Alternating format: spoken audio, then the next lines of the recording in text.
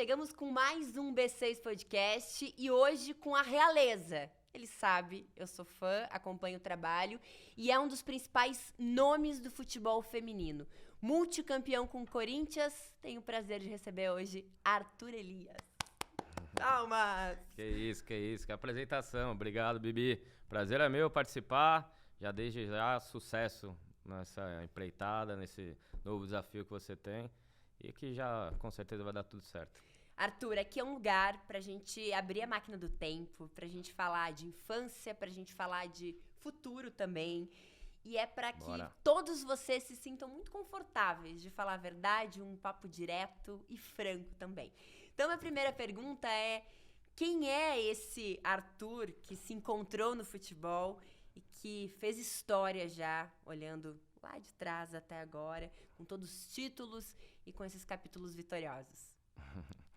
É difícil falar da gente, né? Sempre tem uma pergunta em relação à carreira, né? Toda a trajetória, acho que eu já falei bastante, vamos falar aqui também um pouco sobre isso, né? Mas, pra mim, assim, sou um cara que aprendi muito com a vida, com a minha família, vim de uma família grande, uma família unida, né? Onde todos se ajudam muito, cooperam muito, tem muito amor, né? E ali, no núcleo familiar, fui sempre um cara de fazer muitas amizades, né? De ter uma parte social boa. Um cara que desenvolveu uma liderança também ao longo da caminhada aí, seja mais novo, depois na adolescência também, aí na faculdade, enfim, todos os lugares que eu tive. E isso foi me construindo, né? Como pessoa, né? Com o meu caráter, né? Então, sou sempre muito franco, gosto de ajudar as pessoas e desenvolver, né? Todo mundo que está do meu lado. Me preocupo sempre em ser uma pessoa melhor a cada dia, em ser um profissional melhor. Então, acho que essa humildade também que eu tenho dentro de mim, junto com a minha confiança, né, no que eu faço e no que eu sou, fazem com que eu consiga estar sempre evoluindo, e eu acho que esse é o nosso desafio, né? A gente tem sempre muito a aprender na vida e eu tento aprender todos os dias. As pessoas tendem a pegar, assim, o nosso sucesso, os anos de sucesso, e muitas vezes entender como se aquilo tivesse acontecido de forma muito rápida ou de forma muito instantânea, mas a gente tem uma jornada. Aqui do meu lado, por exemplo, são quase 15 anos de comunicação, e do seu lado são muitos anos. Exatamente. Não fala assim, né? Parece o velho, não, né? Eu tava fazendo a conta aqui. Mas é Bastante, bastante tempo, Arthur. Você, óbvio, você é jovem, você começou cedo também, mas é uma caminhada pra você olhar e dizer, sim, eu atingi muito do que eu queria, embora tenha muitos sonhos ainda pra concluir. Claro. Não, são muitos anos. Na verdade, o futebol sempre fez parte da minha vida, né? Sempre joguei futebol, fui apaixonado por futebol, né? Sou muito. Devo tudo que eu tenho, né, ao futebol, essa minha paixão. E quando eu joguei nas categorias de base, ali até os 16 anos mais ou menos, quando eu parei de jogar, eu já tinha na minha mente trabalhar como treinador. Então era algo que estava claro para mim, assim, né? E aí foi só o tempo de eu curtir um pouquinho aquele momento e tal, viajar bastante, né? Curtir a minha fase de adolescente e depois entrar na faculdade e começar a trabalhar, né? Eu comecei a trabalhar cedo com futebol, né? Trabalhar em outros ramos também, eu trabalhei desde os 16 anos. Mas comecei a trabalhar com futebol já com 20 anos de idade, né? Então, em times universitários, também futsal, trabalhei um pouquinho de futsal, um pouco de futebol de campo, aí o masculino, feminino, enfim, aí foi as seleções universitárias, aí foram categorias de base e tal, e depois que veio, em 2006, o futebol feminino. Então, eu trabalhei praticamente uns 4 anos como treinador, e aí veio o futebol feminino, que eu já tô uma longa data, tem uns 16 anos já, né? Então, é bastante tempo. Nesse período, Arthur, o futebol feminino, ele foi uma escolha vislumbrando o seu desenvolvimento como treinador? O que aconteceu para você escolher o futebol feminino? Sim, primeiro ele foi uma oportunidade, né? Eu tava na USP e fui convidado para ser o treinador da seleção universitária, né? Que junta todos os cursos da USP. Mas eu sempre, em todo lugar, assim, até esses times universitários, eu sempre queria fazer um pouco a mais do que tinha antes, né? Ou bastante a mais, na verdade. Então, pegava um time lá que treinava 2 vezes por semana, que era a realidade deles, eu treinava 3, 4, né? Tinha um time ruim que era eliminado nas primeiras fases, então, beleza, vou fazer um campeonato. Aí criei um campeonato que tem até hoje lá, por exemplo. Criei o campeonato para que a gente jogasse mais jogos. Enfim, então eu sempre gostei muito de trabalhar, né, desafiar, de buscar alternativas, realizar as coisas, né, realizar com, né, pelo menos com muita dedicação, né, e depois aumenta a chance de ser um trabalho também com competência. E aí eu vi no futebol feminino, quando eu tive essa oportunidade, um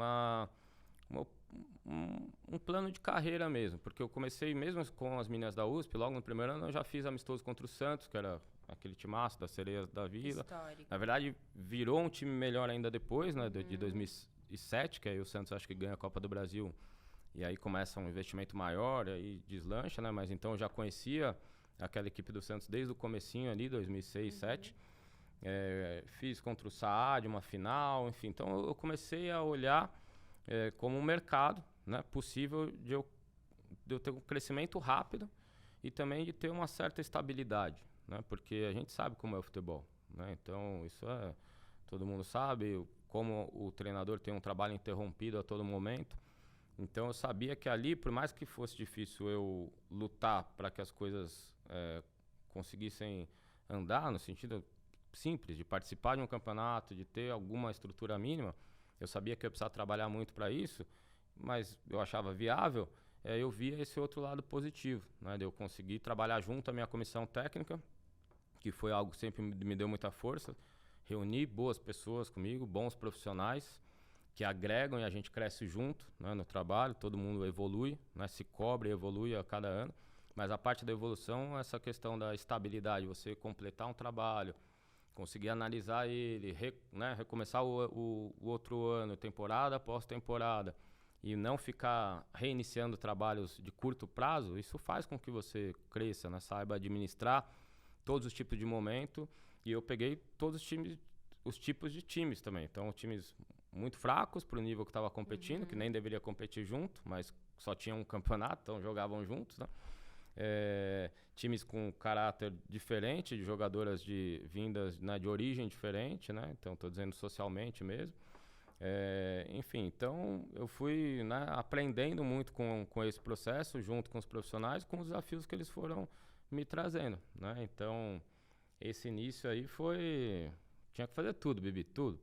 A gente alugou um estádio para jogar o primeiro jogo, porque a USP estava em greve, então eu paguei do meu bolso um estádio numa empresa pra gente jogar. Levava pra casa. Ambulância, levava. É isso. Levava pra casa, alimentação. Minha avó ajudava, minha mãe ajudava, eu às vezes fazia um acordo ali no restaurante, um acordo ali pro café da manhã delas quando o treino ou o jogo era cedo. Uniforme arrumava de graça com amigos, parceiros que estavam entrando nesse ramo. E que aí depois, né, tinha uma lógica, assim, porque eu botava eles dentro do universitário também, então cobrava muito as pessoas também, os gestores, para apoiarem mais. Então o projeto saiu de um projeto universitário para ser um projeto um pouco mais competitivo, porque eu fui trazendo jogadoras que não eram só da USP, né? Então eu sempre tive essa visão também de fazer o melhor, né? De querer competir no nível mais alto que eu podia dentro das circunstâncias, das ferramentas que eu podia ter ao meu alcance e buscar mais ferramentas, mais estrutura, né? E eu acho que a trajetória, assim, o feminino me deu muitos pontos positivos, né? E esse do desenvolvimento como profissional, sem dúvida, foi o mais importante.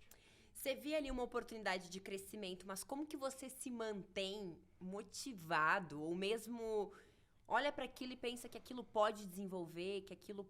Porque eu tenho certeza que lá atrás, né, Arthur, sendo bem sincero, você nunca imaginou que o futebol feminino pudesse chegar ao patamar que hoje a gente está vivendo e que ainda é muito distante do que gostaríamos que estivesse acontecendo. Então, como é que você conseguia se manter diante dessa realidade que era difícil, que exigia muito de você, acreditando que aquilo ia evoluir? Não, mas eu acreditava. Eu acreditei desde sempre. Eu não entrei assim simplesmente porque eu achava legal e achava que ia me desenvolver e queria ajudar as meninas. Não foi. Foi muito acreditando que o cenário ia mudar, que iria vir, né, o profissionalismo, que as coisas iam acontecer, que os times, que as mulheres iam estar nos clubes de camisa né, em breve. Então, quando eu vi o Santos, eu falava, pô, por que só o Santos, né? E eu achava que aquilo era um começo do que aconteceu, que demorou, na verdade, né? Que foi acontecer só depois da obrigatoriedade, com esse número grande de camisas, mas, né, no meu caso aí com o Corinthians, um clube desse tamanho foi só em 2016, né? Então, veja bem, foram 10 anos, né, de trajetória, onde em todos os lugares eu tive que ter um poder de realizar muito grande, né? Então, foi esse projeto da USP, depois foi o Nacional, um clube pequeno, depois foi no Centro Olímpico, que tinha já uma estrutura física um pouco melhor ali, algumas situações mais favoráveis, como um departamento médico, com uma parceria, né? Então a gente tinha uma estrutura melhor, assim, mas também faltava muita coisa. A gente fez um projeto fantástico lá de formação de atletas e também formação de profissionais, e é um lugar que se mantém. Pública também, né? Aí, então, aí a negociação, né, era sempre com a Secretaria de Esportes, com a prefeitura.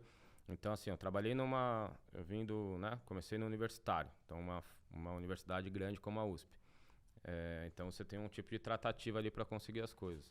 Aí depois fui para um clube pequeno, né, abandonado praticamente como estava, o Nacional, que uma dificuldade extrema também. A gente treinava das 10h30 à meia-noite. Ou meia-noite e meia, enfim, a gente ia horário que um campo de terra, um campo de terrão ruim ali.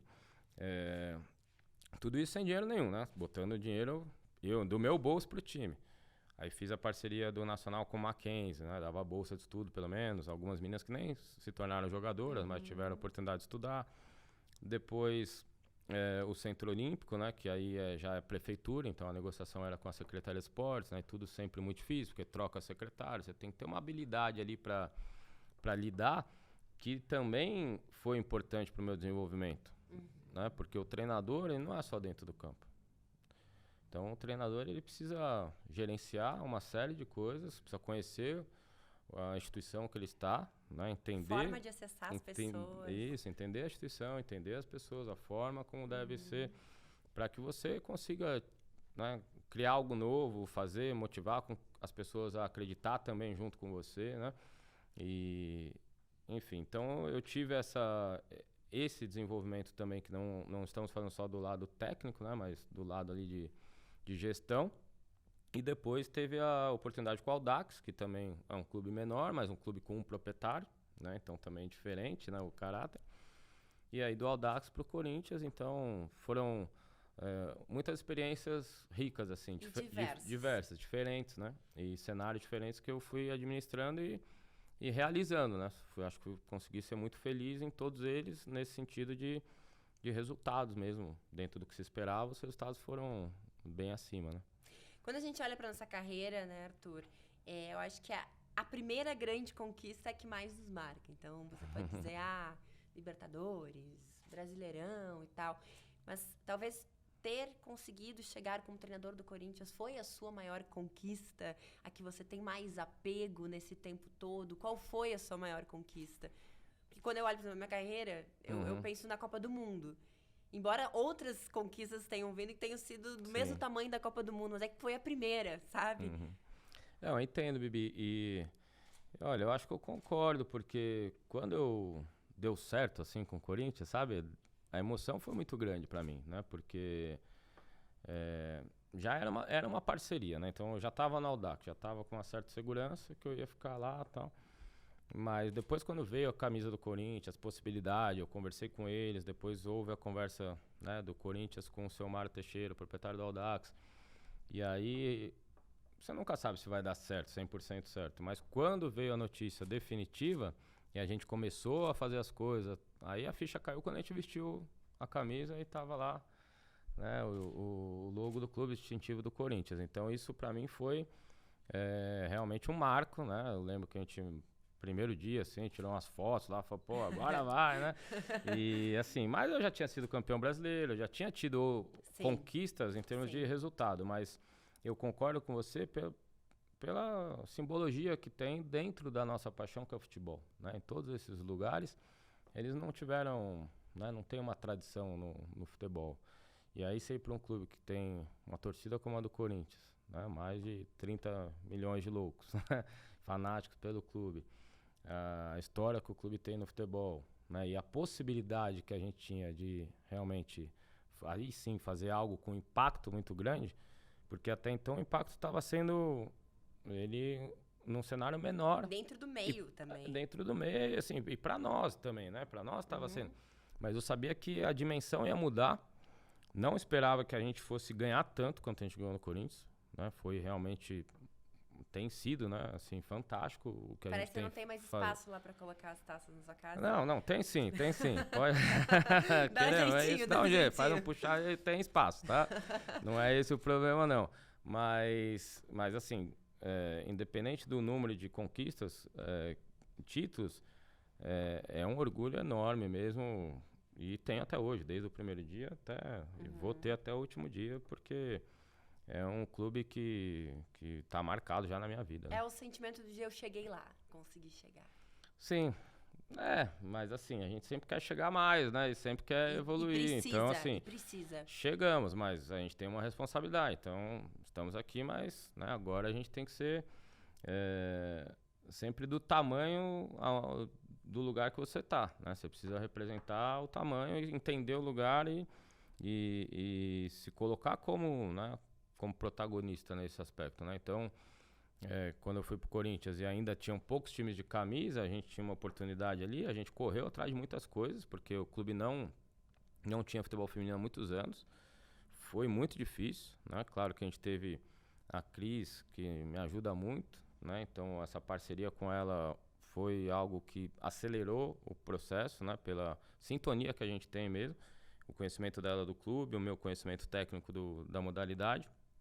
E aí o grupo, a comissão toda vindo comigo. Então, todas as decisões foram tomadas com critério e com muita escuta no que eu tinha para contribuir. Então, acho que isso foi um diferencial também para a gente acelerar e aí sair um pouco na frente de outros clubes que foram se fortalecendo. Então, não para de... O desafio vai vir um ano atrás do outro.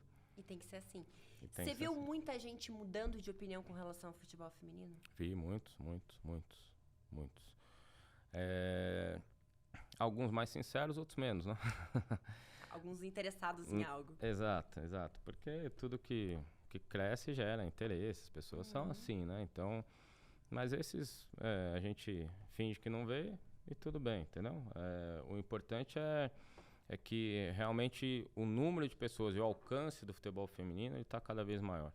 Então, o que me interessa é ver as meninas jogando futebol desde cedo, né? É ver os meninos assistirem as meninas jogar. Essa geração que vai vir daqui a pouco que vai ver isso de uma forma muito mais natural, mais normal, com menos preconceito ou sem preconceito, que é o que a gente quer atingir. Fazer com que o futebol feminino represente as lutas que estão aí em pauta da mulher, né? Então, a questão do feminismo, do empoderamento feminino, que é uma estratégia para atingir o feminismo, da sororidade que tem que ter entre as mulheres. Então, esses conceitos que estão sendo aí levantados no mundo hoje, que a informação ela é rápida e para todo mundo, eles são muito importantes dentro de um ambiente que sempre sofreu muito, né? Que sempre foi muito violento contra a mulher, né? Foi muito... as mulheres foram excluídas do futebol durante muitos anos, não só pela legislação, como todo mundo sabe que era proibido, mas depois por esse preconceito todo. E eu digo para todos, a gente tem que ser inteligente no nosso argumento. A mulher sempre sustentou o futebol também, e sustenta cada vez mais. Então, essa visão de que o feminino hoje ele é sustentado pelo masculino, ele é até a página 2. Porque as mulheres também sustentam... Tiveram que correr. Elas consomem futebol, as mulheres, né? Elas assistem, elas dão audiência, elas compram os produtos, elas vão no estádio. E cada vez mais. E foi isso que a FIFA percebeu, na verdade, e começou a olhar para o futebol feminino e falou, pô, se elas dão dinheiro para o futebol dos homens, né? Elas estão botando dinheiro ali, comprando produto, dando audiência, né? Fazendo tudo isso. Então, e sem ter acesso ao jogo, imagine se elas tiverem acesso ao jogo, se elas puderem ser jogadoras, jornalista, esportiva, diretora, árbitra. Terem né? as suas referências. Terem as suas referências. Então, era um mercado que O futebol masculino começou a precisar também, porque os valores no masculino estão cada vez mais altos, então a FIFA foi atrás do público mais feminino e de países que o futebol era terceira, quarta, quinta, sexta força ali no esporte, né? Então, o esporte preferencial, né? Então não era o primeiro, segundo, terceiro. Então a FIFA foi acertadamente fazendo isso e obviamente que socialmente isso tem um reflexo também. Mas a gente ainda, né, socialmente Sabemos. no esporte, a gente está ainda muito aquém daquilo que a gente quer, né? E até sobre isso, Arthur, você aprende no dia a dia com as mulheres que você convive. Sim. Óbvio, você aprende muito. Mas o seu embasamento para essas palavras que você usou aqui, feminismo, sororidade, empoderamento, você teve referências nesse meio do caminho? Você buscou ler, aprender, além do convívio com as mulheres? Não, eu busquei aprender, fui atrás do conhecimento, né? Eu fui primeiro aquele conhecimento prático, que você vai se transformando mesmo, né? Eu tenho 40 anos, e então, até antes de eu começar a trabalhar com elas, para mim também o futebol ele era muito mais masculino, ele era um ambiente totalmente masculino.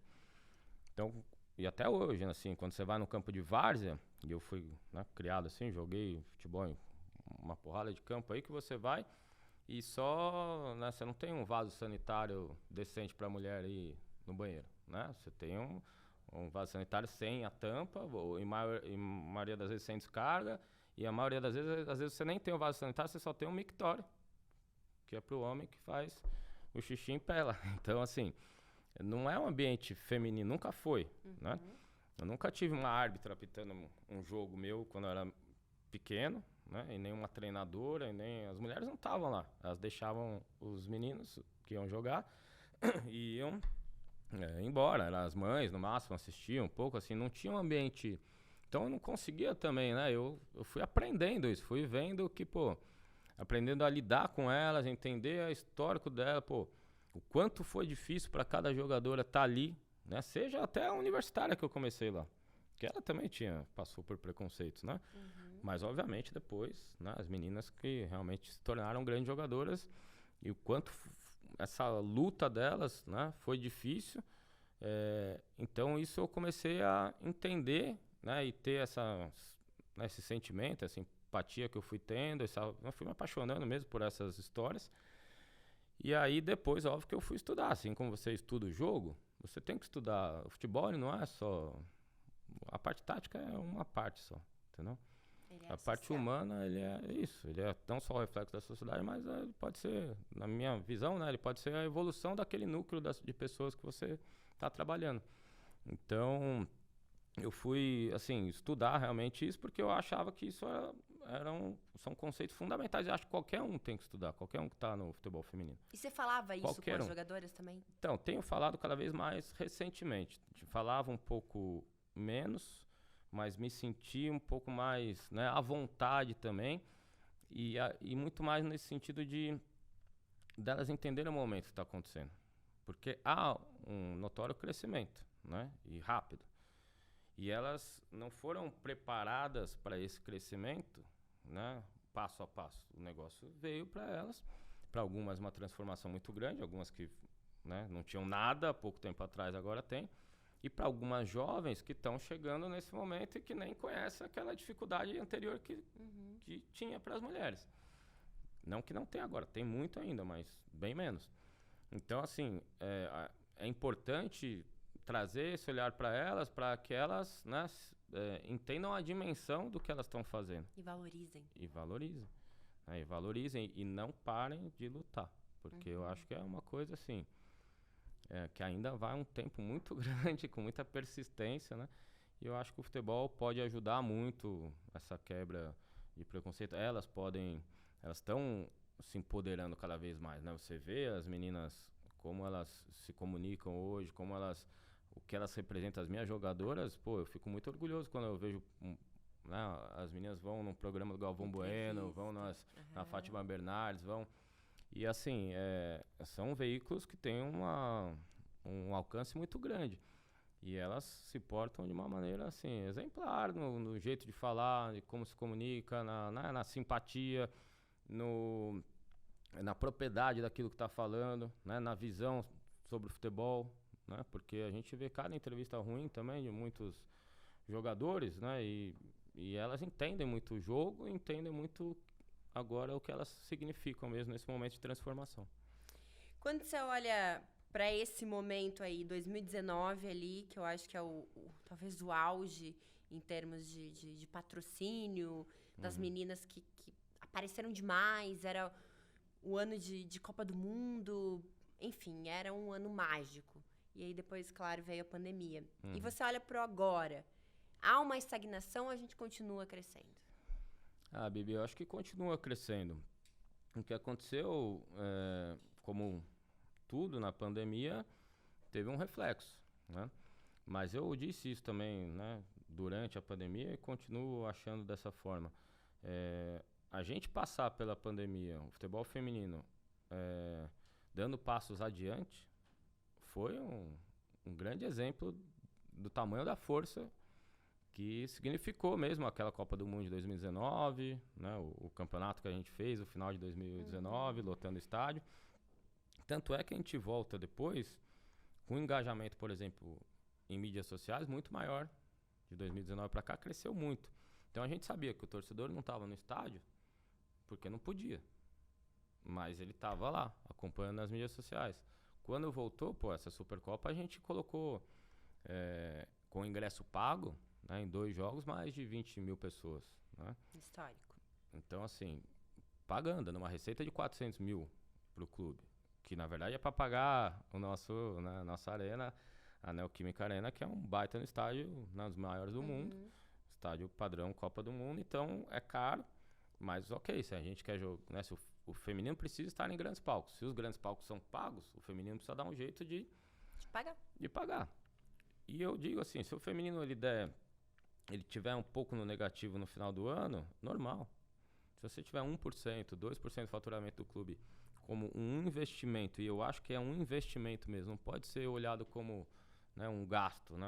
Então, eu acho que precisa fazer esse investimento de 1%, 2%, porque lá pra frente os clubes, e indiretamente eles estão ganhando com as mulheres no futebol, aquilo que eu expliquei agora há pouco, né?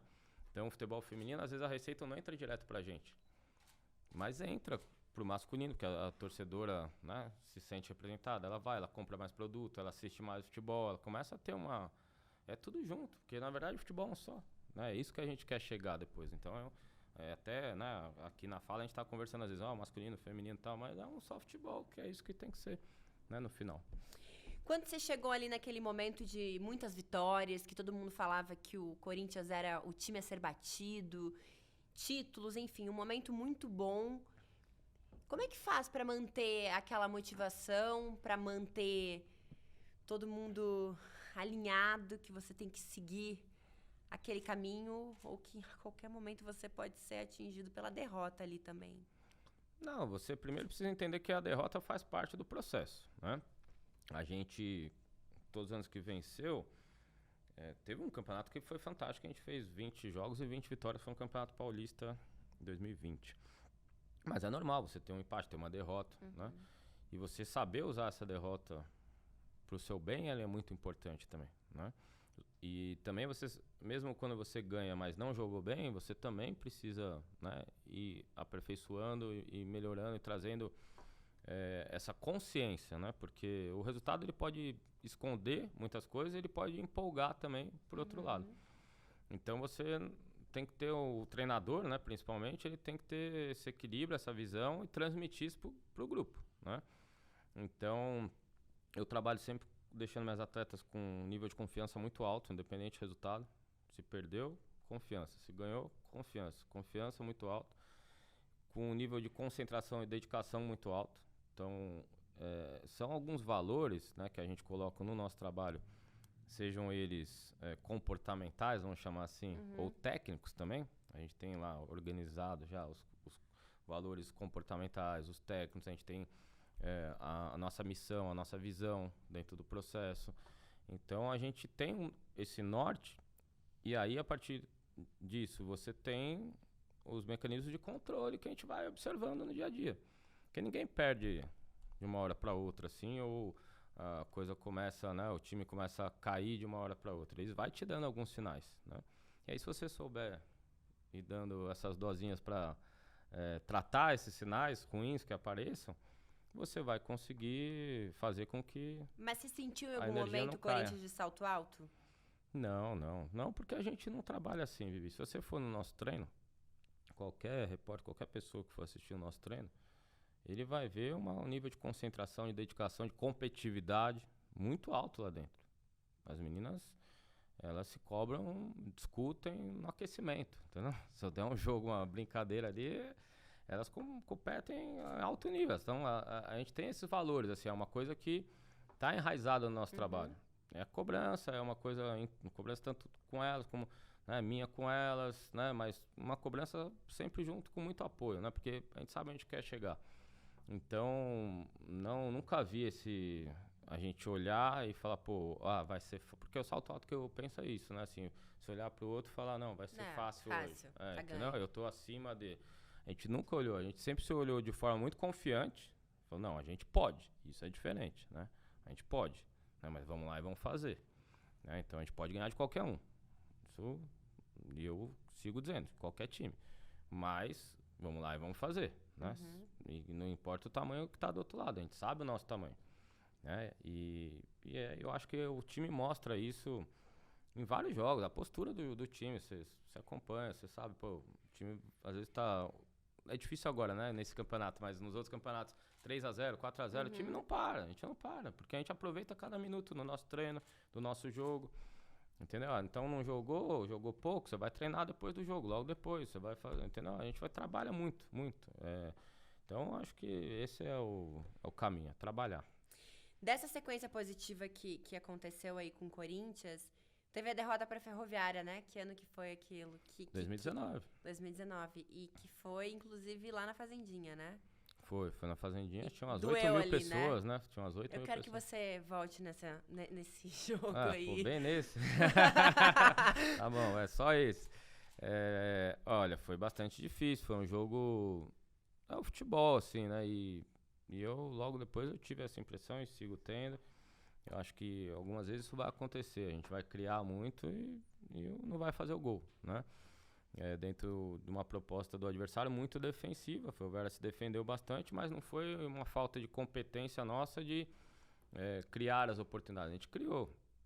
Talvez de fazer o gol, as oportunidades claras que a gente teve, a gente tinha que fazer, não podia perder esse tanto de gol, mas ninguém tá lá, né? Pô, desconcentrada, ou foram coisas do futebol mesmo, assim como a gente podia ter ganhado, inclusive lá em Araraquara também, o jogo foi 1-1, né? E depois empatou 0-0, a Ferroviária foi campeã empatando 6 jogos do mata-mata, né? Então ela levou as 3 decisões pros pênaltis, né?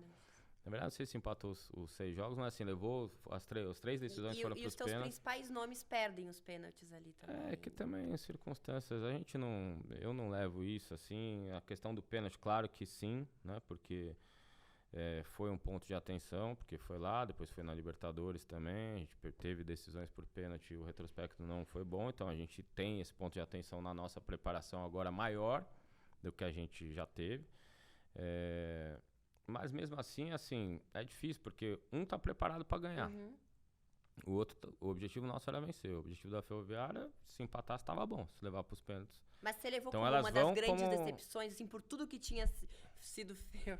Era a cerejinha do bolo ali? Então, vê bem, foi o único título que a gente perdeu aquele ano, porque a gente ganhou o Paulista e ganhou, foi um jogaço, né, contra o São Paulo na Neoquímica, e a gente ganhou a Libertadores, né, então assim, foi um ano fantástico, foi o ano que a gente bateu o recorde mundial de vitórias seguidas. Então foram, sei lá, quase 40 vitórias seguidas, nem me lembro o número. Acho que é 39 ou 38, então, enfim, então assim... Recorde mundial entre homens e mulheres, que fique claro. Então assim, a equipe tava muito encaixada, a gente tava num ambiente muito bom, a gente tava pronto para ser campeão, mas o futebol não quis. Mas foi aquela uma coisa raiva, que... assim, mas justamente nesse jogo... Sim, mas um dia eu vou ganhar assim também, né? posso ganhar assim, faz parte do jogo, e por isso que o futebol ele é apaixonante também, entendeu? Não tem supremacia, não tem, né, hegemonia, igual o pessoal gosta de colocar essas palavras assim, mas não tem. A gente sabe o quanto é difícil, o quanto existem várias formas de se vencer um adversário, né? A Ferroviária teve a sua competência, a gente... o que eu tô querendo transmitir eu não fiquei insatisfeito se a gente tivesse perdido jogando mal, ia ser decepcionante. Se a gente tivesse perdido jogando fora da nossa característica, né? Sem coragem, se a gente tivesse perdido, de várias formas, perdendo a cabeça, entendeu? E alguém prejudicando o time porque perdeu a cabeça, qualquer coisa. Eu lembro das estatísticas, era um negócio assim, muito superior. A gente finalizou 36 bolas, era um absurdo, assim. Então, o Ferroviária tem uma baita goleira há muitos anos, né? Dos últimos anos, pra mim, a melhor goleira, né? E foi a Luciana, então ali foi algo que tava pra elas e ok, tudo bem. Depois foi talvez um alerta, porque a gente foi logo depois pra Libertadores, pegamos de novo a Ferroviária. Demorou, a gente fez um gol com 14 minutos legal, aí foi anulado o gol, então foi lá pro segundo tempo, você vê a força mental que o time teve que ter, aconteceu aquilo, agora tá 0-0 de novo, a gente tá numa Libertadores, você logo depois... a ver o filme acontecer de novo, assim. Então, mas isso te dá uma segurança, uma certeza que a gente trabalhou bem, porque o nosso time seguiu, sabe, muito focado, muito concentrado, muito confiante que a gente ia vencer o jogo também, e sabendo da dificuldade que era competir com a Ferroviária, que tinha acabado de tirar um título importante nosso. E é assim o futebol. As competições mata-mata são assim, né? Então, o feminino, eu ainda acho que as competições devem seguir mata-mata também, porque nesses momentos é onde tem mais visibilidade, né? Onde tem um alcance maior, né? As torcidas se mobilizam mais. Então, acho que tem que seguir por enquanto. Mas, obviamente, que assim, se você pegar a campanha naquele Campeonato Brasileiro, naquele ano, foi uma campanha fantástica também. Acho que a gente fez 26 pontos a mais que a Ferroviária. Dá quase 9 vitórias num campeonato que tem, no máximo, 21. Teve 21 jogos, né, para cada time. Então, 9 vitórias a mais. Então, assim, a campanha nossa foi muito satisfatória. Os 2 títulos depois, o que a gente viveu na Libertadores, o que a gente viveu no final do ano no Paulista contra o São Paulo, uma goleada, né, com uma excelente atuação. Foi um ano fantástico pra gente, 2019, e foi um ano fantástico pro futebol feminino pela Copa do Mundo, né, de um patamar muito acima como foi jogado. Até dessa atmosfera da Libertadores, foi um daqueles episódios bem diferentes que vocês viveram ali por conta da questão política social. Eu queria que agora, que já passou, você narrasse um pouquinho do medo, um pouquinho do sentimento de tudo que aconteceu ali. Então, ali foi... a gente foi antes pra Libertadores justamente para treinar, né? Então, a gente conseguiu mobilizar, convencer o clube. Olha, tem um aspecto aí que é a altitude, né? Que a gente nunca participou disso, né? Um jogo na altitude. Então, a gente queria dar uma semana de preparação lá. Acho que daria 6 ou 7 dias até o primeiro jogo. E aí depois, então no segundo jogo, a gente estaria naqueles 10 dias, onde na teoria você já está mais adaptado, né? Porque as duas estratégias são várias, ou você fica mais tempo para adaptar, ou você vai no dia, né? Como fez agora tanto a seleção quanto o Corinthians masculino. Mas na verdade isso vai muito de cada pessoa na adaptação à altitude. Então a gente fez esse planejamento e o clube investiu, o clube acreditou, falou, não, então vamos lá, né? Pagou tudo à parte, né, as hospedagens, toda a estrutura que a gente precisava. A gente ajustou como é que a gente ia treinar antes lá, já vimos os lugares e tal, já estava tudo redondinho a nossa logística.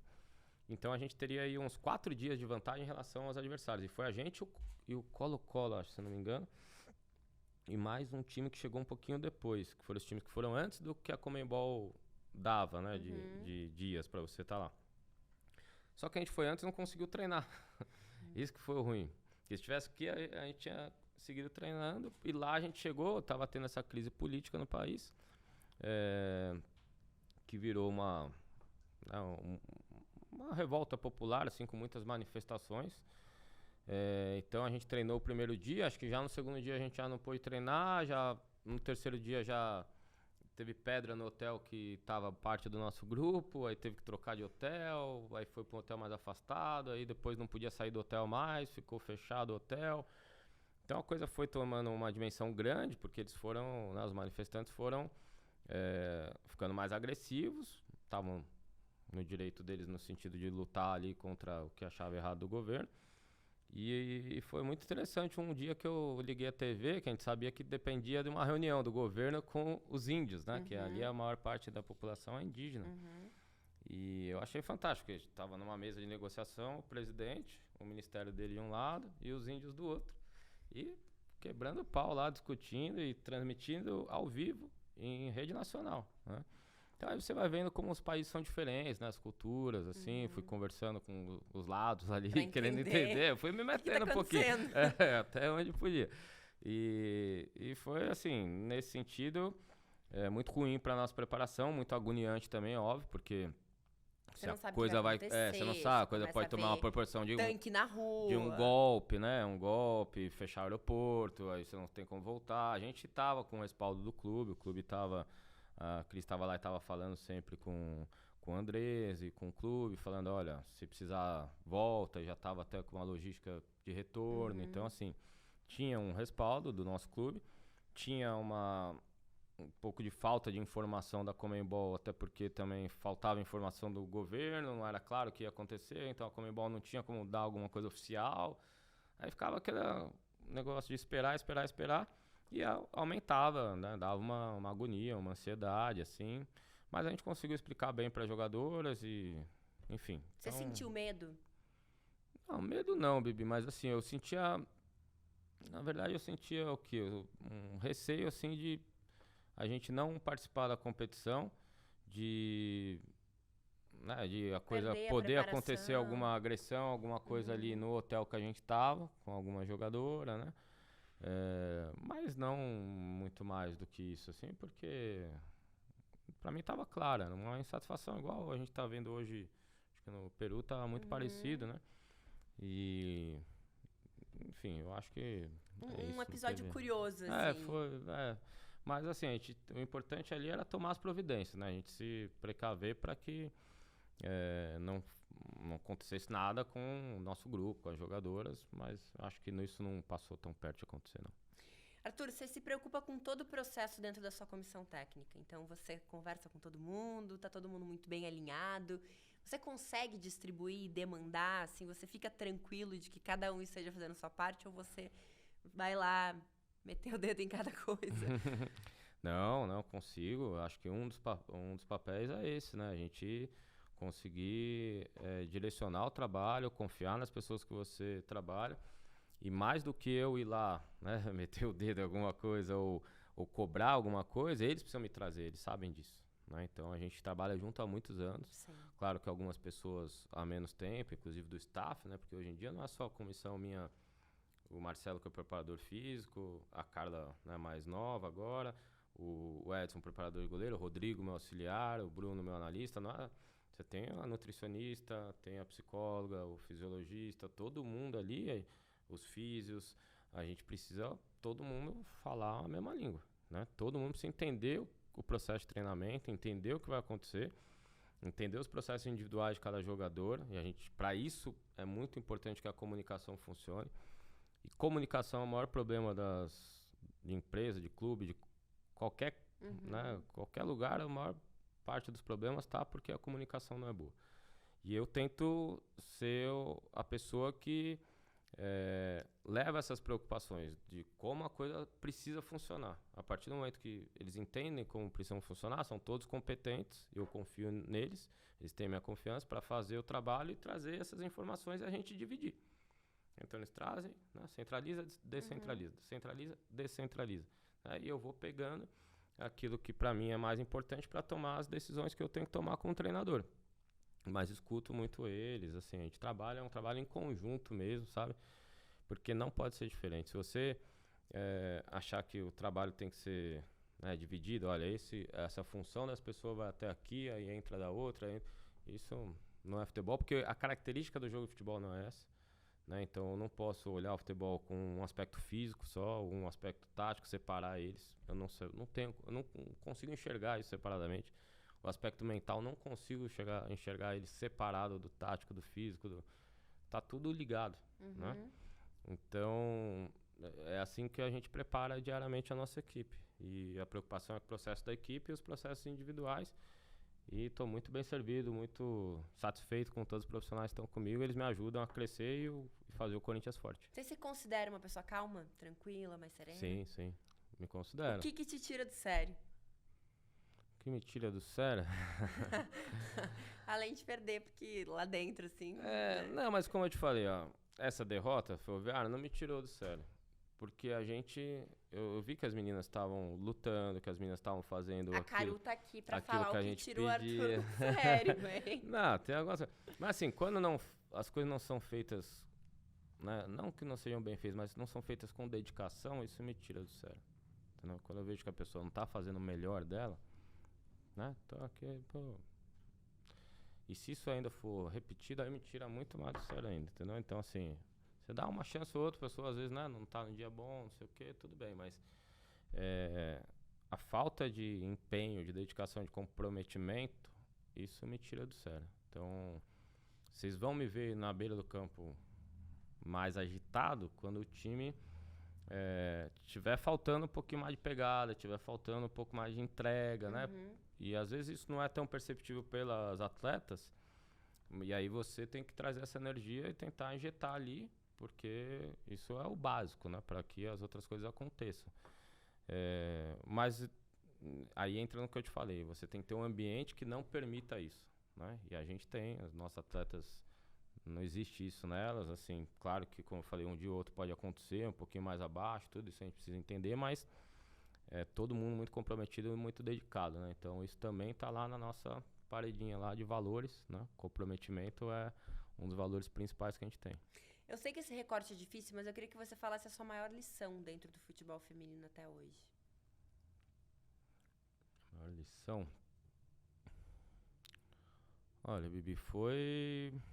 Acho que acompanhar esse processo todo, assim, do que vive, né? O espaço para as mulheres, né? Dentro do futebol. Claro que eu vejo isso na sociedade também, né? A gente reflete nas outras, mas eu tô vendo dentro do futebol, entendeu? Então, o sentimento, né, de ver, por exemplo, os seus atletas, como você falou, na grande emissora do Brasil, na Globo. A Copa do Mundo também. Eu queria que você falasse mais. Isso é uma lição, assim, mas foi uma satisfação, não sei, né? Mas também uma certa, né, acho que para todos, né? Para todos, assim, tipo, a gente vê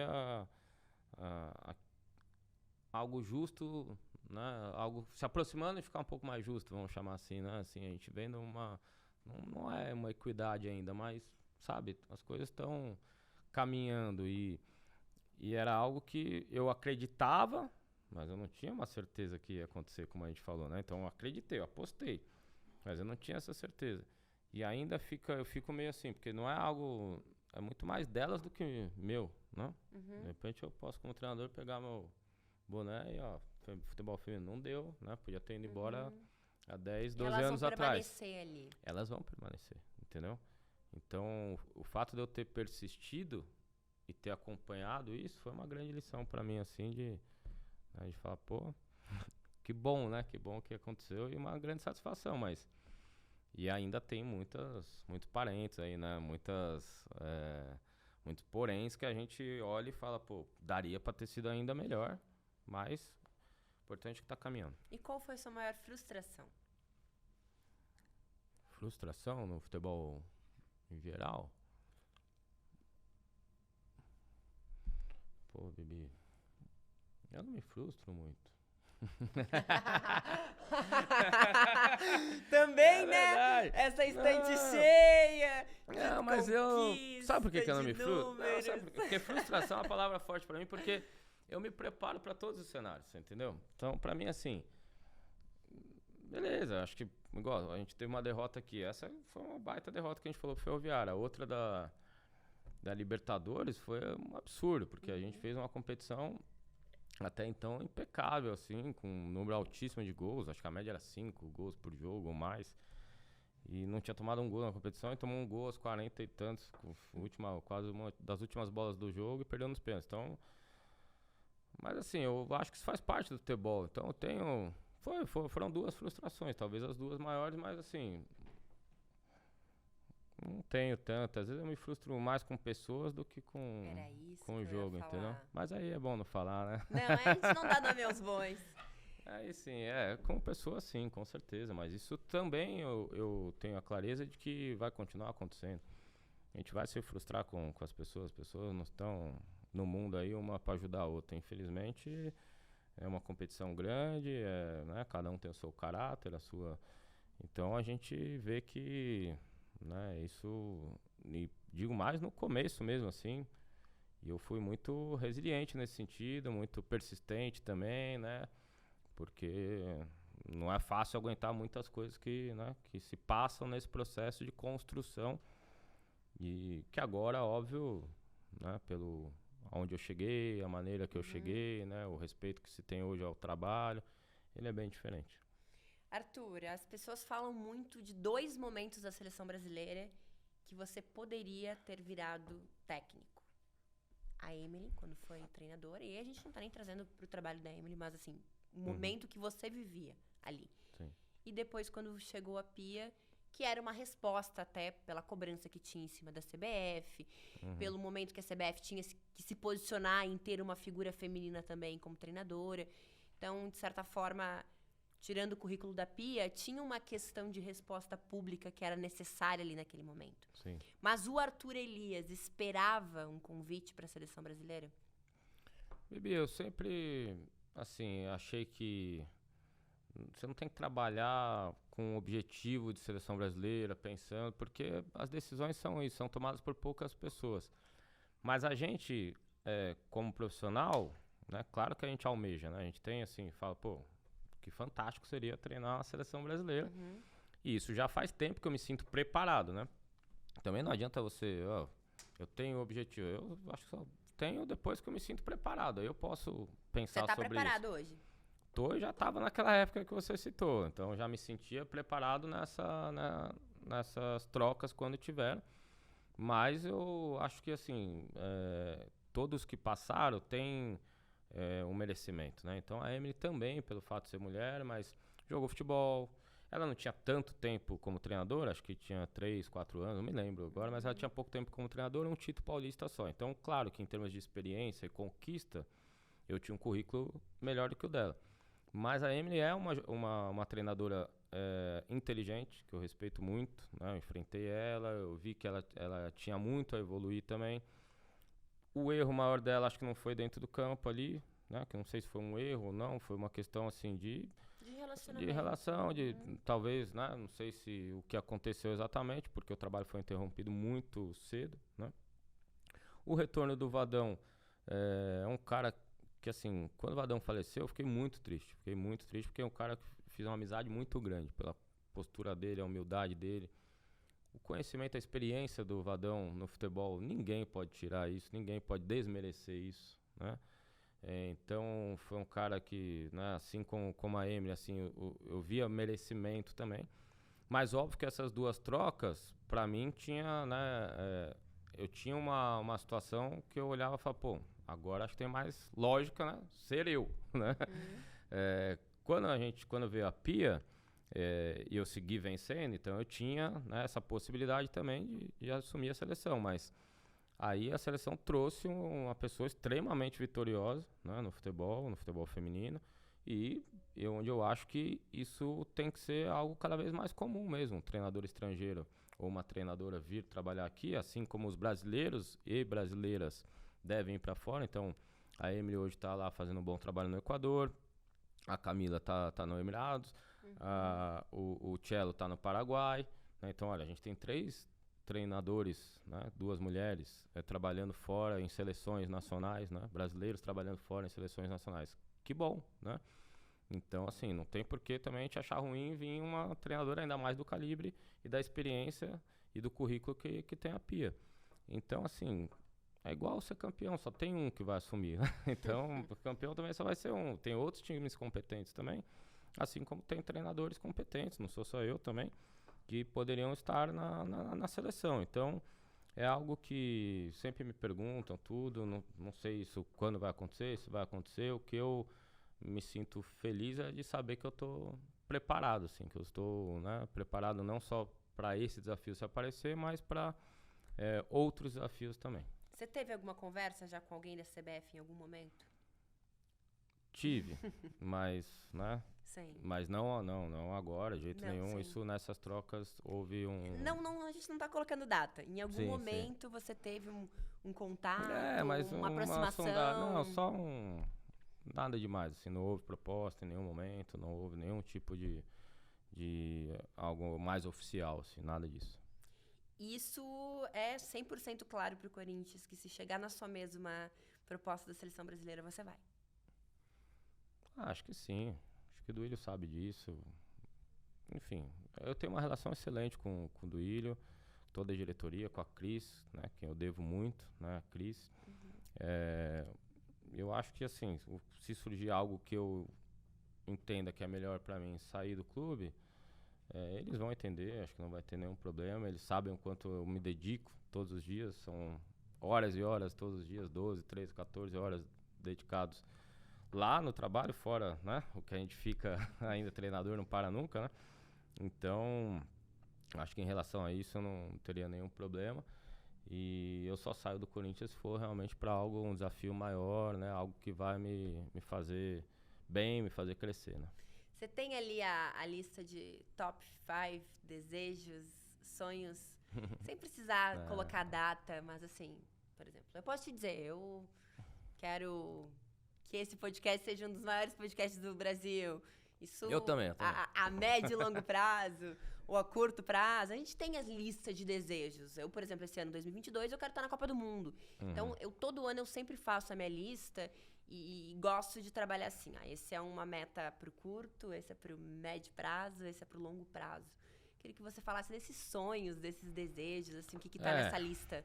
Mas se você fosse treinadora, você não ia fazer essa lista, não. É que é difícil fazer essa lista, difícil. Hein? Treinador é complicado. Treinador não é fácil fazer essa lista, não. Claro que a gente tem, pô. Quero, sim, poder disputar uma Copa do Mundo também, uma Olimpíada. Quero, sim, dirigir um grande clube masculino. Quero, sim, crescer também no futebol masculino, disputar Você quer grandes competições. trabalhar fora em algum momento? Quero. Mas assim, pra mim, aí entra aquilo que eu tenho falado, né? Para jogadores, inclusive, também. Não é fora ou dentro do país, né? Depende aonde, né? Depende aonde. Então, assim, eu tô num grande clube, eu tô muito feliz onde eu tô. Você tá num dos maiores do mundo. E, assim, eu estou realizando esses sonhos, entendeu? Então, não adianta, né? Está acontecendo comigo, né?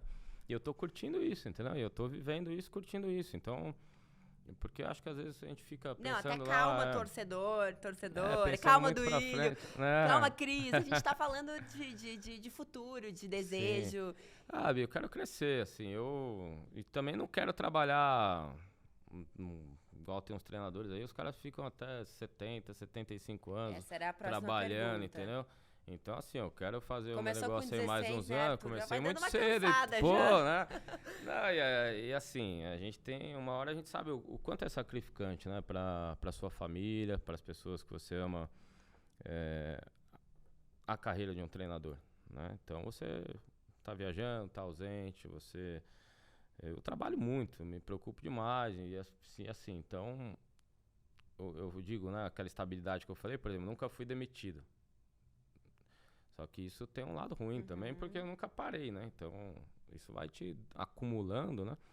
E então isso eu acho que tem que ter um limite até para tua saúde, né? Então eu falo para o pessoal, o treinador paga muita conta com os anos de vida. Então assim, tem que ganhar bem, treinador mesmo, tem que ganhar porque é a pessoa que centraliza o estresse que se tem no futebol, né? As decisões importantes, né? A pressão, então tudo isso. E você tem que ter o equilíbrio para, né, transmitir e fazer esse processo todo crescer de forma saudável, de forma eficiente, né, positiva. Então isso te consome muito.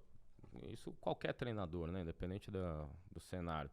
Então, assim, eu me surpreendo as pessoas trabalharem até, né, e já estão muito bem de vida e trabalham com 70, 75 anos.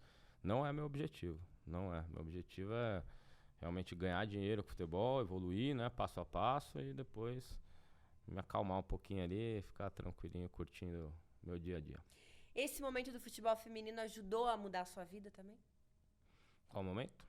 Um momento bom, que teve valorização, melhores salários, como isso impactou? Sim, isso acompanhou, né?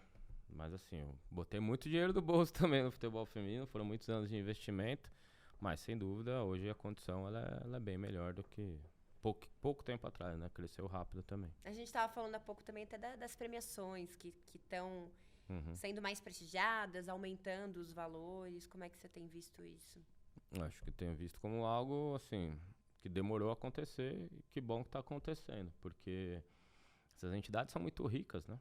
Então, movimenta-se muito dinheiro. E aí entra naquilo que eu falei dos clubes. Os clubes têm que olhar o futebol feminino como investimento. E as entidades também. Então não adianta, assim, reclamar ou falar que pô, a coisa não anda. Você primeiro precisa investir e depois você vai ter o resultado. Isso é o normal de, né, qualquer processo. Então eu acho que a Conmebol teve uma premiação realmente, assim, muito valorizada de um ano para o outro. A gente ganhou ano passado $85 mil. Esse ano vai competir 1,5 milhão. O campeão vai ganhar $1,5 milhão de dólares. Então, tem que ir atrás dessa. Vamos que vamos, né? Mas assim, isso tem que vir acompanhado de outras medidas técnicas também, de estruturais, né? A competição precisa ser... E que eu acho que vai acontecer. A Conmebol às vezes não avisa com tanta antecedência, mas eu acredito que vai ser uma final com mais visibilidade, né? O produto vai ser... E daqui a pouco a Libertadores começa a encorpar mais, com mais equipes, né? Já houve um crescimento de equipes, né?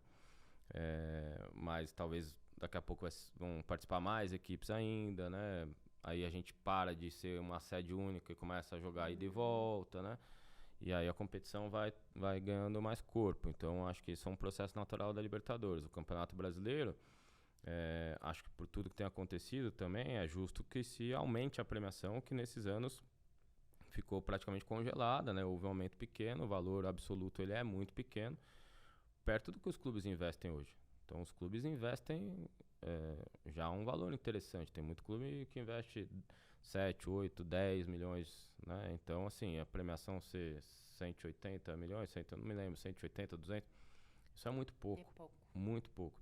Num ambiente que você tem uma dificuldade de fazer receita ainda, né? Quais são as receitas do futebol feminino?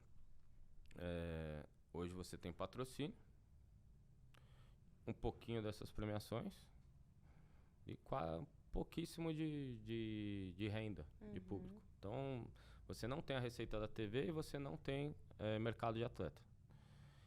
Quando isso começar, passa a ter mais fontes de receita. Então, a gente precisa que comece a ter o mercado de atletas como está começando na Europa e acho que aqui no Brasil mais uns 3, 4, 5 anos vai começar a ter.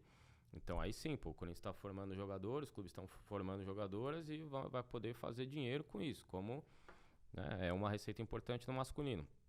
E você já tem aquela lei de quando é o clube formador, você tem aquele percentual, né, relativo a transferências externas, né, internacionais. Depois, o público no estádio, a gente está já começando a fazer receita com o público, pelo menos para pagar as contas ali para jogar em grandes palcos. Pô, 20 interessante. mil recentemente, então, renda de 400 mil. Interessante. Mesmo o público na Fazendinha, o Corinthians consegue hoje. Bota na Fazendinha, paga todas as despesas, sobra. Bota no Canindé, paga todas as despesas, sobra. Bota na Neoquímica, paga as despesas e sobra. Então a gente está conseguindo fazer isso. Outros ainda talvez não tanto, mas já vão conseguir. De patrocínio, a gente não tem nada o que reclamar. A gente tem muitos patrocinadores já. E o feminino eu vejo que está tendo muito patrocinador. As competições estão tendo, os clubes estão tendo. Só que ele não paga a conta, né? Não fecha a conta só com patrocínio. Os esportes vivem só de patrocínio, muitos esportes, né? Só que esses esportes, eles não evoluem. Eles não tem aquela recorrência também de competição, de tudo. Então, o investimento ele fica muito parecido. Você pega o futsal, o basquete, o vôlei, faz muitos anos que eles não... Então, eles chegam e ficam aqui, entendeu? Eles têm lá a televisão que passa, então eles arrumam patrocínio, arrumam investimento de uma empresa, uma prefeitura e tal. Desdobrando para fechar a conta. Mas a gente, no feminino, não é isso. O feminino, ele tem muita margem, porque é futebol. Futebol é diferente, então tem uma margem muito grande de crescimento. E ele vai crescer. E essas receitas vão entrar. Então, assim, a televisão, né, até hoje não entra em dinheiro de televisão.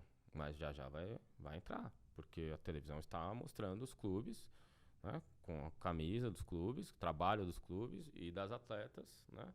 E precisa haver uma compensação por isso, porque as audiências que a gente estamos vendo aí são boas, né? Muito boas. As audiências são maiores do que programas que são caros para produzir, do que coisas que são caras para se fazer, né? Então, acho que logo, logo, né, quem cuida disso vai conseguir negociar para que os clubes, né, os próprios clubes também cobrarem mais, né, para que estejam mais atentos a isso, né? Os clubes agora estão investindo mais. Eles também vão investir, vão querer saber desses retornos. E é natural dentro desse processo de crescimento, né, nessa fase que ainda está nessa fase inicial de mais receitas, né, mas que vai ser fundamental para a gente seguir crescendo, senão estabiliza. Toma uma aguinha. Tô precisando, falando muito, né, Bi? Quer uma cervejinha? não, depois. Obrigado. Tá. Só pra dar uma pausinha rápida aqui, que eu vi que ele tava já respirando. Tô controlando aqui. Boa. Arthur, a gente ouvia muito o torcedor falando, por que o masculino não joga que nem o feminino? Como que vocês recebiam esse tipo de comentário, assim? Porque em determinado momento a marca de vocês era 2, 3 gols por jogo. E aí o masculino, bem mal. Olha, a gente recebe, assim, com alegria, porque a gente entende que é um elogio, né? A ideia é elogiar. Mas também com uma certa atenção, porque a gente não quer esse tipo de comparação, assim. Acho que a comparação, ela não é positiva, né?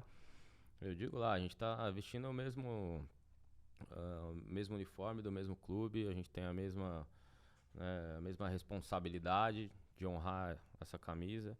Então a gente tem que estar todo mundo junto, lutando junto, sabe? Então eu não gostava muito nesse aspecto, sabe? De falar, tá melhor do que o masculino, comparar nesse aspecto de desempenho. E torço muito para que que o masculino consiga ir bem, porque é independente do modelo de jogo. Porque é bom para nós, óbvio, que é o carro-chefe, é onde tem mais investimento, né? Ali que realmente faz com que o clube possa ir bem, né? Uma parte financeira saudável, né? O masculino do bem ajuda muito.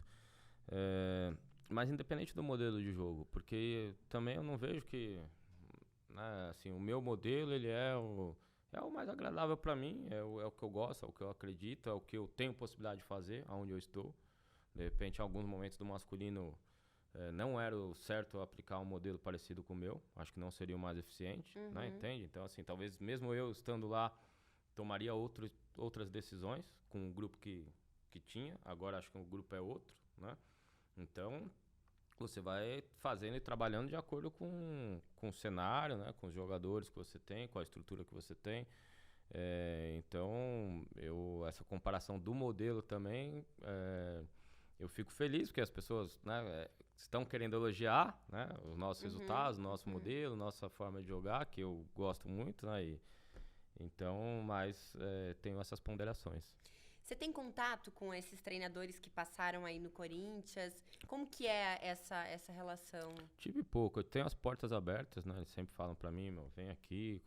Só que o futebol é muito corrido, né? Então, assim, eu não consigo parar de trabalhar ali onde eu tô. Então, eu chego, né? Faço a reunião antes do treino, faço a avaliação, as reuniões depois, né? Sigo muito envolvido no processo da minha equipe. Então, eu tenho uma certa dificuldade, às vezes, de deixar isso para ir lá, né? Conhecer, fazer esse contato. Conhecer e fazer contato eu fiz, né? E com todos. Mas, assim, acompanhar, estar mais perto, é difícil tanto para mim quanto para eles também.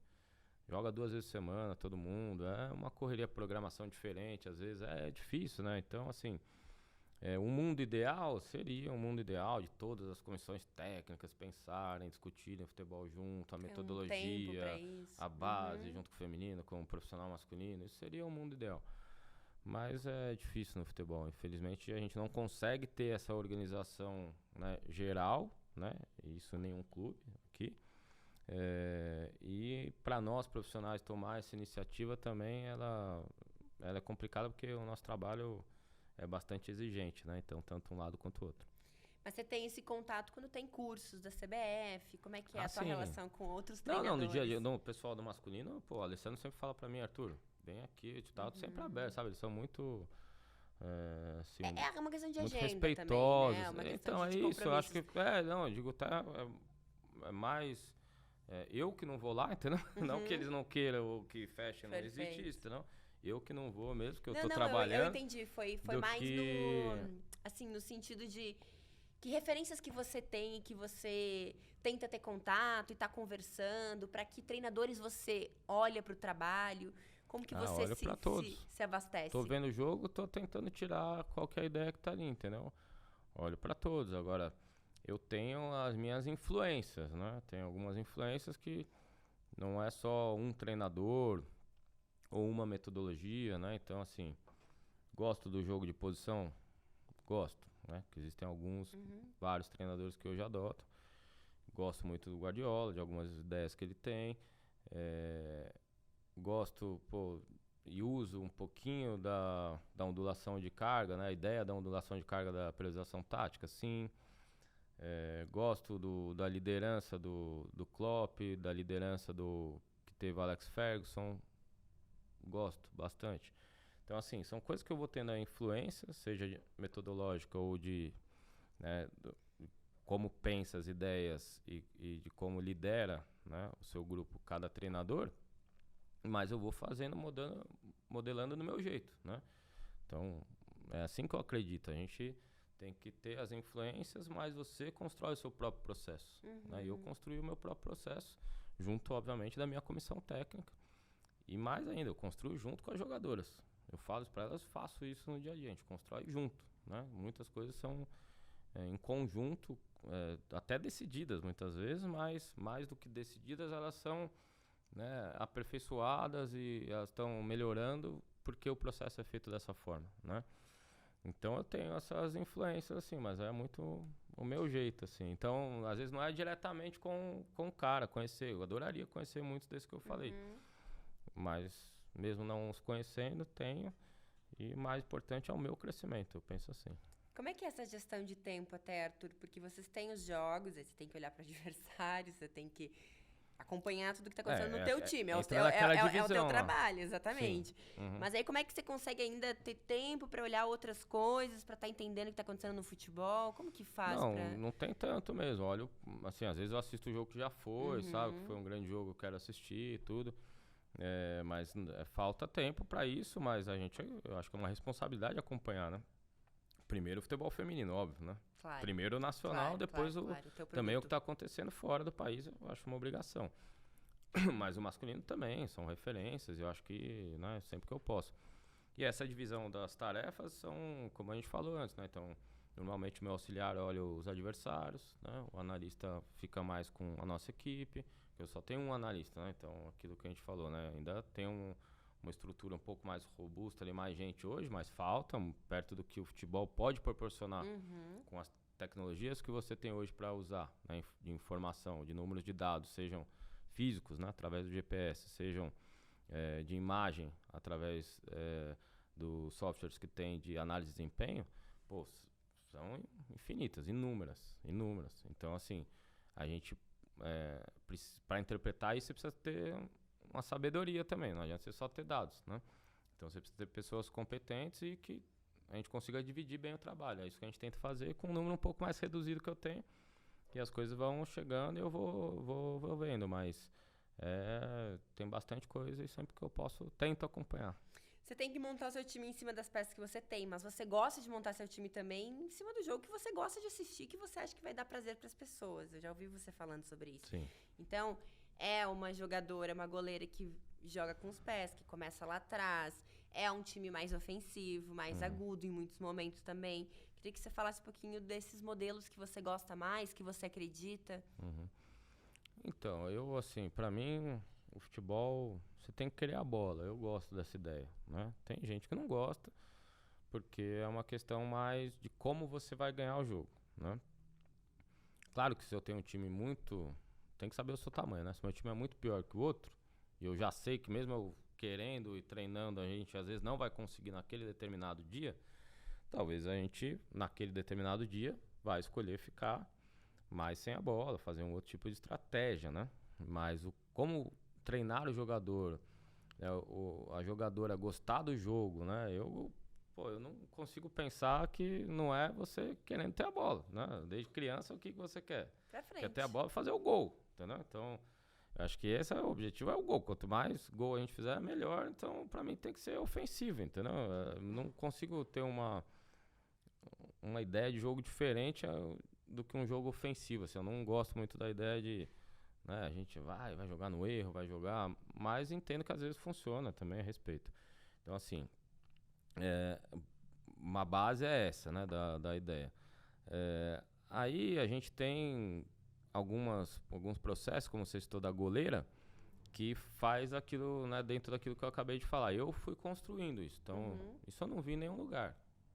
E não vejo até hoje a goleira jogar na altura que a nossa goleira joga, seja no feminino ou no masculino. O masculino, alguns treinadores, São Paulo, alguns agora estão avançando até a intermediária também. E aí eu tenho as minhas referências do que né, a distância que fica, a gente tem os metros ali, a gente treina, né? A gente tem uma segurança dentro do que a gente faz e que entende que isso passa a ser um benefício muito grande para o time, com um risco, mas que o custo-benefício ele é muito alto, né? De jogar com a goleira como a gente joga. E obviamente isso foi evoluindo, né? Foi ao longo dos treinamentos fazendo a gente fazer isso cada vez melhor. É difícil fazer, né, de um dia para o outro, mas acho que é viável. Então são ideias, por exemplo, que algumas novas e outras que também não são nada de novidade, mas aí é a forma como você treina, a clareza que você passa, é o entendimento da sua jogadora, né? Isso é fundamental, porque não é o que está na minha cabeça. É o que vai estar na ação da jogadora. Com elas. Isso é o importante. Por isso que faz elas pegarem a prancheta também, né? Sim, não pega a prancheta, não, mas assim, dentro do campo mesmo, as relações que elas têm no campo ali, as pessoas tá muito claro isso, entendeu? Isso é fundamental, entendeu? Não é... Então, essa forma de trabalhar, mais importante não mais, mas tão importante quanto as ideias, é a forma como você passa essas ideias e como você monitora que aquelas ideias estão sendo absorvidas e bem executadas, né? Então a gente tem, né, alguns pilares do trabalho, são desenvolver sempre a leitura de jogo. Então isso independe às vezes de muitas coisas assim, da estratégia de jogo e tal, é a leitura dela, né, em relação ao que vai... Ela antever o que a adversária vai fazer, né? Onde a minha companheira está. Então, esse tipo de situação facilita muito o jogo, as tomadas de decisões mais assertivas. Então, a leitura de jogo, a comunicação da equipe é um outro pilar muito importante. Então, o jogo é coletivo, então a gente precisa se comunicar o tempo inteiro, não só verbal, gestual, visual, né? A comunicação é fundamental. O número de participação, então, o outro pilar é a gente fazer com que as atletas entendam que elas estão participando do jogo a todo momento. Então, às vezes ela está perto da bola, às vezes ela está longe, às vezes ela está aqui, mas o que ela está fazendo? Ela tem a participação efetiva, a todo momento ela tem que ter essa participação. E a intensidade. Esses são os pilares nossos, né, de trabalho. Intensidade, obviamente, com técnica, né, que eu prezo muito por isso, mas acho que hoje só a técnica não funciona. E também não acredito que só a intensidade, acho que precisa da técnica, mas a intensidade de jogo, que é a velocidade do jogo, né? E, obviamente, algumas questões são físicas também, né? Mas mais do que físicas, para mim, né, uma questão de como a gente está preparado taticamente para exercer essa capacidade física que a jogadora tem. Então, são os pilares que eu tenho de trabalho. Como que você acha que vai dar essa transição quando, eventualmente, você for pro futebol masculino? Que eu sei que é um desejo também, tá na lista, enfim, é natural. Acho que provavelmente no começo com uma certa desconfiança das pessoas, né? Seja de quem até me contratar, até dos jogadores, talvez uma certa desconfiança, que eu acho que eu quebro isso, de certa forma, até rápido, porque é uma questão, como eu falei aqui, de uma habilidade que você tem que ter, né? De entender o cenário, né? Falar a verdade, e as pessoas... acho que conseguem reconhecer onde as coisas têm sentido. Quem é competente, o outro olha e fala, não, esse cara sabe o que está falando, entendeu? Então, nesse sentido, eu acho que não teria nenhum problema de adaptação, porque eu acho que a gente conseguiria passar esse processo dessa desconfiança rapidamente. E aí, é futebol, né, Bia? Vai depender dos resultados também, porque aí não importa se está gostando, se não está gostando, aí depende muito do resultado. Então, muito mais por essa questão do resultado que se isso acontecer, eu tenho que avaliar bem a chance, né, da gente ter resultado. Por isso que não tem que ir para fora do país ou para qualquer lugar e nem ir para masculino para qualquer lugar. Eu tenho que avaliar, né, se o resultado que eu posso atingir ali... Porque é mais imediatista também. É mais imediatista. E esse primeiro clube, com certeza, vai ser um cartão de visita importante, né, quando eu for pro masculino. Mas, obviamente, que esse é um outro passo, né? As relações que você constrói, tudo, elas são importantes para depois você seguir. Mas eu não vejo grande dificuldade se for essa passagem com essa possibilidade, né? Claro que eu não vou querer chegar lá, pegar o time que vai, né, certamente vai ganhar, ser campeão. Não é isso. Mas eu quero ter uma condição, né, mínima ali de falar, pô, aqui tem chance de ganhar, de ir bem, né? A gente conseguir cumprir com a meta do clube ali, tem uma boa chance. Então, não estou pegando uma aventura ou uma coisa desorganizada, que eu não acredite, né? Um time, por exemplo, com jogadores que, né, não identifico muito na minha maneira de jogar, né? Não vou ser feliz ali, entendeu? Então, acho que essa decisão tem que ser acertada e sou bem tranquilo em relação a essa passagem nesse aspecto técnico. Mas você acha que com esses nomes internacionais, com o potencial de contratação que muitos clubes têm hoje, trazendo nomes pesados, porque às vezes, muitas vezes só tem o peso e nem sempre refletem no resultado. Talvez esse sistema que a gente vive aqui no Brasil, ele exclui possibilidade de surgimento de novos treinadores, de treinadores que começaram dentro do clube, seja no feminino, seja na base, que se desenvolvam, porque aí a gente vê algumas exceções, né? A gente vê o Barbieri agora tendo uma perspectiva de trabalho, de continuidade, mas parece que quem tem essa experiência menor ou esse peso menor é sempre excluído desse processo, ou quando tem oportunidade na sequência não consegue sustentar. Concordo, e acho que é um dos erros nossos na gestão do futebol aqui é esse, né? É você não conseguir ajudar na capacitação e na formação desses profissionais. Você não entender eles, né? Você não entender o jogo, na verdade, né? Então, a partir do momento que a pessoa não entende muito do jogo, do processo de treinamento, né? Ele só olha o resultado, ou ele tem papo de boteco ou de torcida, aquilo aí não funciona, entendeu? Ele tem que ser... Ou se o gestor, o presidente, se ele não for o cara técnico, ele tem que ter algum cara de confiança dele que vá saber avaliar muito bem tecnicamente esse processo, né, dos profissionais que estão no clube. Porque a gente vê muita incoerência mesmo, a gente vê falta de acreditar em profissionais que são muito competentes, né, acreditar, investir no cara, e assim, pô, esse cara tá indo bem, é dedicado, é competente. Você tem um rótulo negativo, do clube. Então, fica ali, entendeu? E assim, é um erro mesmo, com certeza, que tem acontecido frequentemente. Acho que os clubes gastam muito dinheiro, às vezes querendo mais ou passar com ideias assim que não tem passar assim, pô, não, eu preciso, né, dar uma satisfação para alguém aí, para TV, enfim. Então isso acontece, infelizmente, no futebol. Eu acho que é lógico que vai acontecer, que tem essa pressão, que existe isso, e quanto maior o clube, mais pressão tem nesse sentido.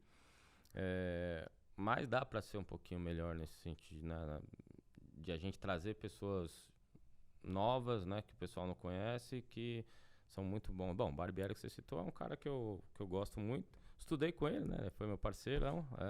Ele era um ano depois... Ele era um ano antes meu, na faculdade, mas eu acho que eu sou um ano mais velho que ele, que eu curti um pouquinho antes de entrar na faculdade, mas a gente foi da mesma geração lá, tudo, então assim, é um cara que eu conheço, trabalha há muitos anos também, e é isso, teve uma possibilidade no Flamengo, foi super bem no começo, né, e ele não tinha ainda o elenco que depois o Jesus teve, enfim.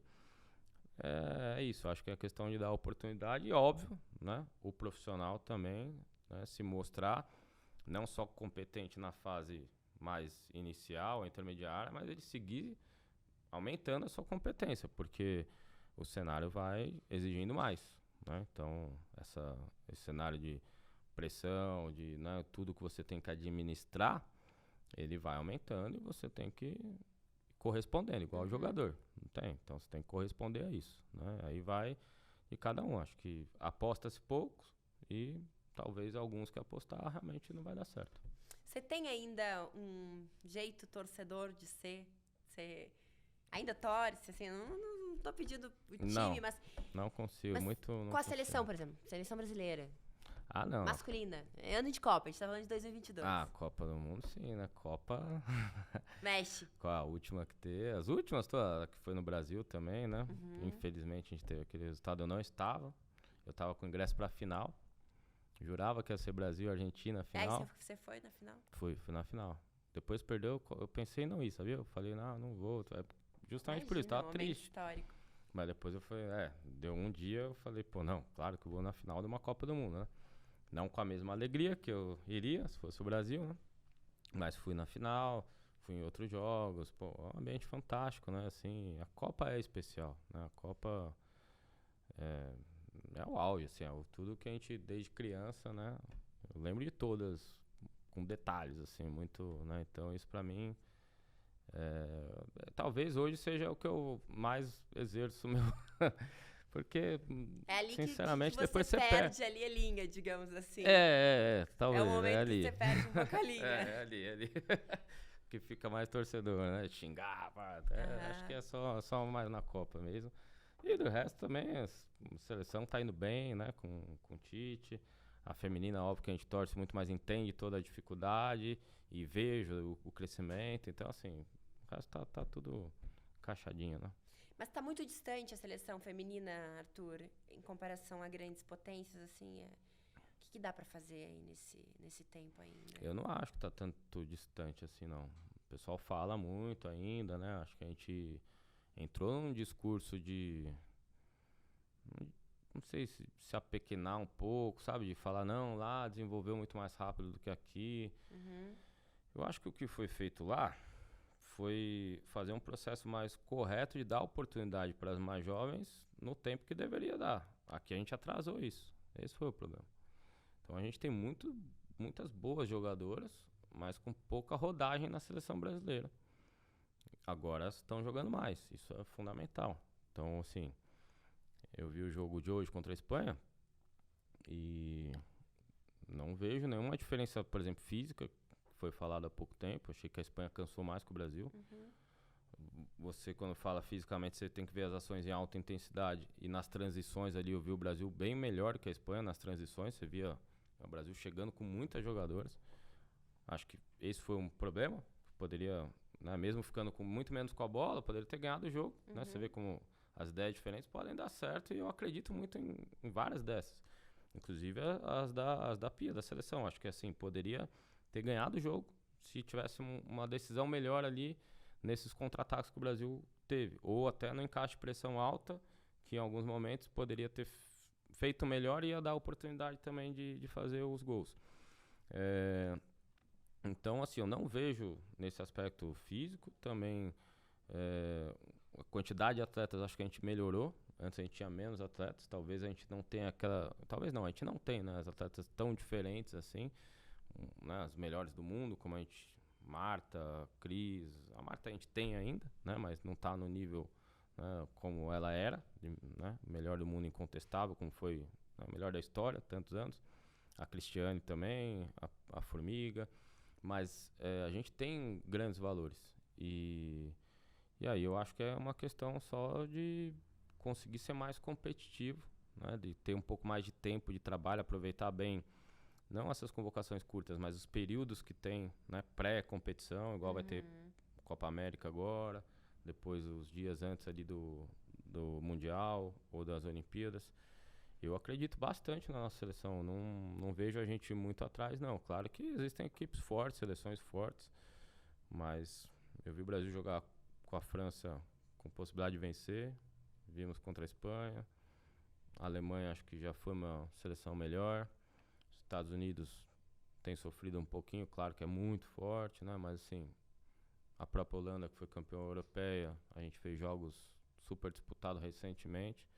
Eu acho que a gente tem a possibilidade de vencer a Copa do Mundo, vencer a Olimpíada. Acredito nisso, acredito mesmo. E quer, claro, óbvio. E quero muito, óbvio, né? Acho que elas merecem muito, né? Todos nós, mas especialmente as jogadoras, né? Até essas que eu citei que não fazem mais parte, mas que merecem, né? Então, assim, quantas, né, gerações a gente não... Quantas não lutaram, né? Aquela geração comecinho, eu conheço a história, então... As decepções também que elas passaram ali. Os julgamentos, né? Então, assim, antes eu acho que tinha até mais pressão na seleção brasileira do que agora, né? Tipo, eu lembro que elas não tinham nada, elas não ganhavam quase nada para estar lá. A estrutura de treinamento não era a mesma que tem hoje. Os períodos de treinamento eram muito mais curtos também, de preparação mesmo, assim.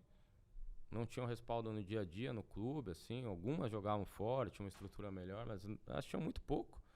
E elas conseguiram, né? Ser vice-campeão mundial, vice-campeão olímpica, então... E a cobrança era como amarelou, tal, lembra? Era uma coisa meio descompassada, assim.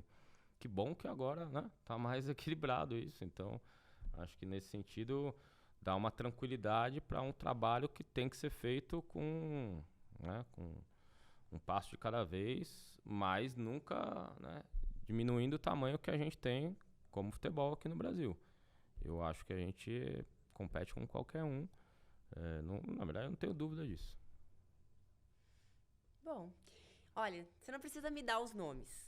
Mas eu queria que você me falasse se você vê no Brasil meninas que estão se desenvolvendo para conseguirem se tornar nomes tão emblemáticos como Marta, Cristiane, Formiga. Quando a gente fala desses nomes, entram outras coisas. A gente não está falando só do campo, a gente está falando da história, da trajetória, da luta, do tempo que elas atuaram. A Cristiane ainda em atuação, a Marta também. Mas você vê potencial para esses novos nomes, novas estrelas estão nascendo aqui no Brasil? Bibi, desse tamanho, sendo sincero com você, eu não vejo. Acho que a gente não tem. Agora, se você me perguntar se precisa pra gente vencer, acho que também não precisa. O jogo mudou, né? O jogo mudou. E isso a gente tem aí na seleção brasileira. Assim como eu falei que eu acredito na feminina, eu acredito na masculina. O pessoal fala, tá um negócio que acha que o Brasil não tem chance de ganhar a Copa, que os outros são melhores. Eu olho e falo, como assim? A gente tem um grande treinador que é o Tite. O Brasil assustado, tem pessoal. grande Brasileiro assustado com Sérvia. Então, exatamente. Parece que é um grupo forte. Beleza, a gente tem que respeitar todo mundo, mas assim, sabe? Tem que saber o nosso tamanho. E o que o Brasil tá fazendo recentemente, porque o que o Brasil tá fazendo, igual o feminino, eu falei, jogou de igual para igual com essas seleções. Não foi uma coisa tão, sabe?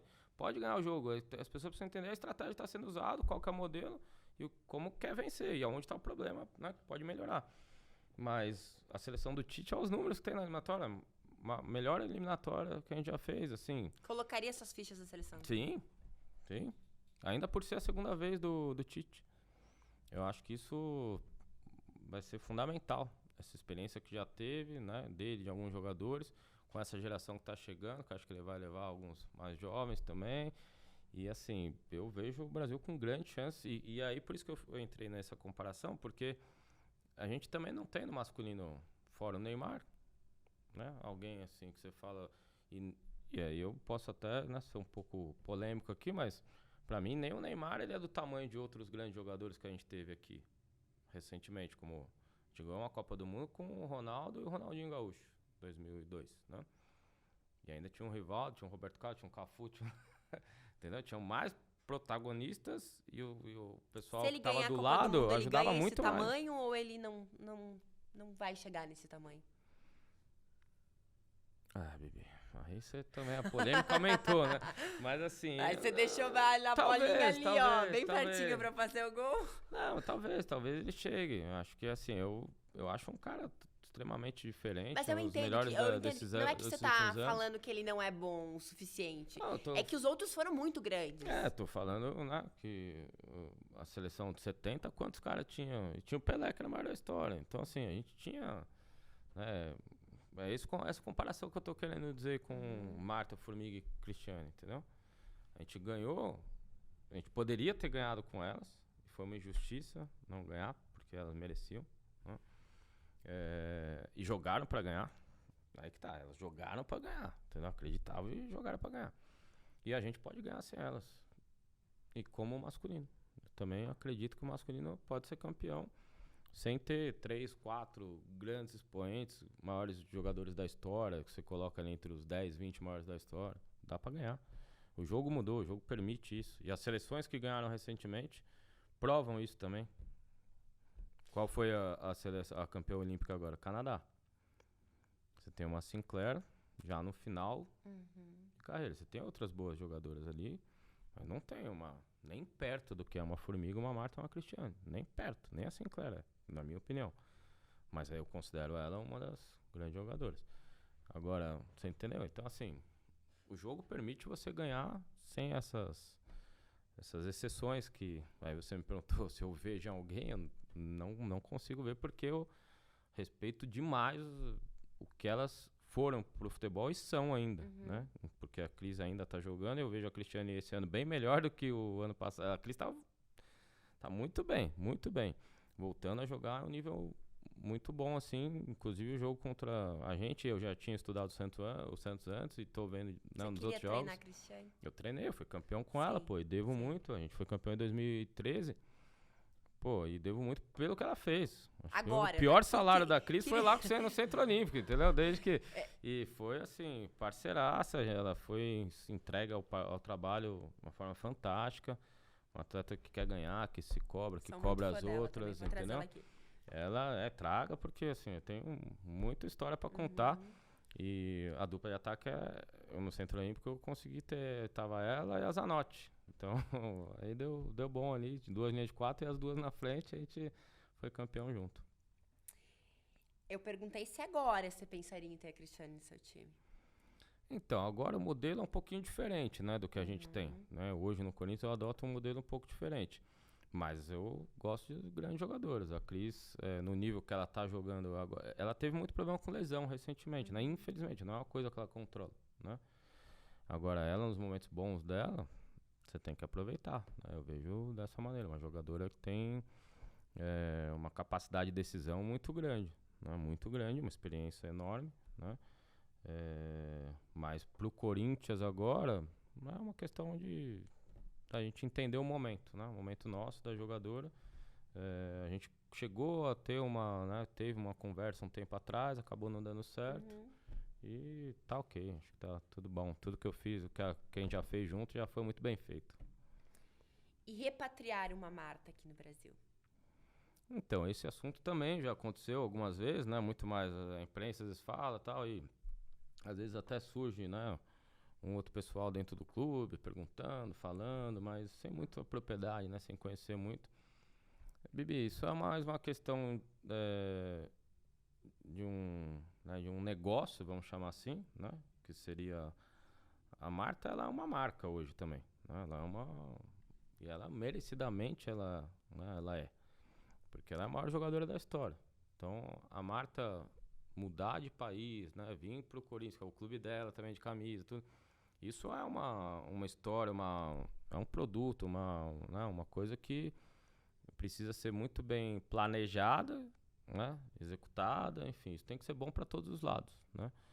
E isso tem que ser feito por mim, né? Se a Marta quiser vir, a gente está de braços abertos também para recebê-la, mas até por essa identificação, mas não acho que é uma coisa que passa pro treinador, assim, eu tenho que, né, me envolver nisso, tanto é que eu nunca conversei com a Marta nesse sentido, né? Então, eu acho que se acontecer, seria bom pro futebol feminino, não seria ruim ter a Marta aqui, né? Assim como a gente tem a Cristiane, tem a Formiga, as 3, né? Então, seria o trio, né, voltando. E a gente tem outras grandes jogadoras que também estão retornando agora, né? Vamos ver, quem sabe a gente traz mais um ou outro aí em breve também. Aconteceu um movimento que ele é histórico, importante, e que ele fala muito sobre essa integração que começa lá na base, na formação da jogadora, para que ela possa chegar no profissional. Vocês têm agora a Ellen, né, com vocês, alguém que foi da base ali, assinou o contrato agora profissional também. Queria que você falasse disso, assim, da importância de conseguir captar na base para colocar no principal. Fundamental, né? Fundamental. A gente tá transformando, né? Mudando um pouco ali o cenário da categoria de base do Corinthians. Então foi contratada a Taissan. ela montou, né, junto de uma decisão do departamento também com critério de contratação, com algumas indicações, foi montando a comissão técnica dela. Vai ser contratada uma outra treinadora, ou treinador, enfim, para o Sub-17. A ideia é trabalhar com essas duas categorias e fazer um processo mais rico mesmo de formação, de metodologia, que a gente consiga também já captar atletas desde o perfil genético até, né, algumas questões que a gente entende importantes, né, para entender o nosso modelo de jogo, né, aquilo que a gente quer desenvolver. E eu espero muito que a gente, a meta é daqui uns 2 anos a gente ser, né, tá ali entre os melhores da categoria de base mesmo, né? Assim, o que é ser melhor? Não é só ganhar os campeonatos, isso é importante, mas mais importante do que isso é subir um número de jogadores considerável. E isso a gente está bem atrás, né? Porque o São Paulo subiu muitas jogadoras, o Santos também, o Inter também, né? Então muitos clubes estão na frente da gente nesse processo, né? Não só tanto porque a nossa exigência é alta, mas também porque a gente não tinha o Sub-20, agora a gente tem, né? Do 17 para o profissional fica um salto grande com a exigência alta. Mas por todo esse processo que eu falei, assim, que precisa ser mais aperfeiçoado, né, da metodologia, de todo o desenvolvimento do trabalho, e desde a captação da questão, né, do genética também favorece muito lá atrás você pegar essas que são privilegiadas geneticamente para depois, né, conseguir fazer o trabalho. Quando você fala da questão genética, vocês estão com um mapeamento? Como que funciona a questão genética? Tem um controle, né, com o pessoal, a parte de fisiologia nossa, o Ronaldo, desde, né, não só de a gente ter algumas avaliações, mas de conseguir desenvolver nelas também, porque às vezes a atleta tem uma genética favorável, mas o hábito dela de jogo é ruim, comportamental. Então ela não consegue aplicar, por exemplo, a força que ela tem nos testes no jogo, entendeu?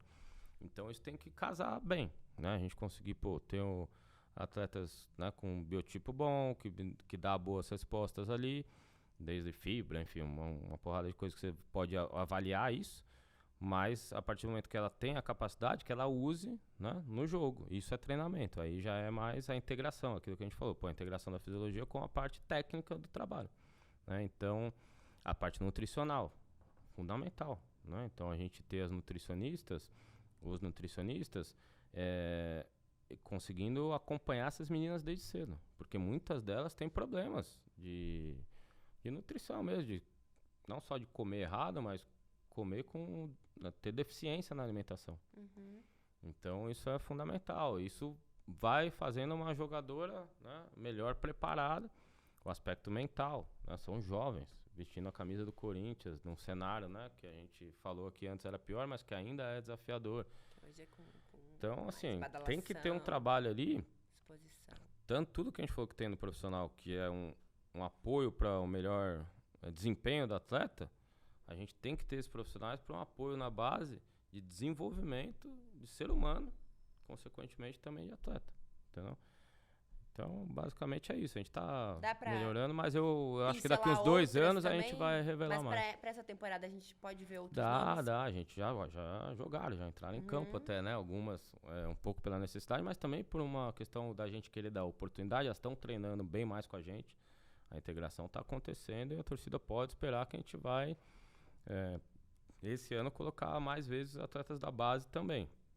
Não vai ser assim frequentemente? Não vai ser, mas vai acontecer. Algumas vezes irão acontecer. E a Ellen, na verdade, ela ficou pouco na base, porque ela machucou também, né? Então ela não foi uma jogadora assim formada muito tempo na nossa base. Mas eu vi nela um potencial grande e que a gente está acabando a formação dela com nós mesmos lá, no profissional. Não é ideal, não é, mas se tem uma jogadora que a gente acredita muito, que, né, pode ir lá na frente, a gente está fazendo isso com ela e está correspondendo bem. Arthur, pra gente encerrar, porque a gente falou, Falamos e eu muito. falaria ainda mais.